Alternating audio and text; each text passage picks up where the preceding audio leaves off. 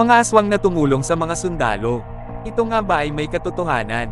Tara, at alamin natin. Ito ay labanan sa Yultong. Ito ay naganap noong ika-22 at 23 ng Abril noong 1951. Ito ay labanan sa pagitan ng dalawang bansa. Ang bansang Pilipinas at ang bansang China. Ang bansang Pilipinas ay pinamunuan ni Junicio Ojeda, Conrado Yap at Jose Artiaga Jr. at sa kabilang panig ay pinamunuan ni Zheng Xiaozian at Yu Taisong. Ang 10th BCT o mas kilalang Battalion Combat Team. Ang mga sundalong Filipino ay naka-attach sa US 3rd Infantry Division noong panahon ng Opansiba. Sa una ay binubuo ng 1,167 na mga kawal. Ang batalyon ay nabawasan at naging 900 na lang dahil sa mga casualties. Samantalang ang kabilang panig naman ay binubuo ng 4,000 mga sundalo. Bagamat sa bilang ay alam nating dehado na ang laban, ngunit sa tulong ng mga kakaibang nilalang na alam natin na umiiral dito sa Pilipinas noong kapanahunan pa ng ating mga ninuno at sa kadahilanan nila ay naipanalo natin ang laban. Alam naman natin kung ano ang mga yun. Sila ay hindi pangkaraniwang tao. Sila may tinataglay na mga hindi maipaliwanag na dahilan. Samantalang ang mga kalaban at mas piniling umatras sa laban ang bilang ng nasawi sa kanila at umabot ng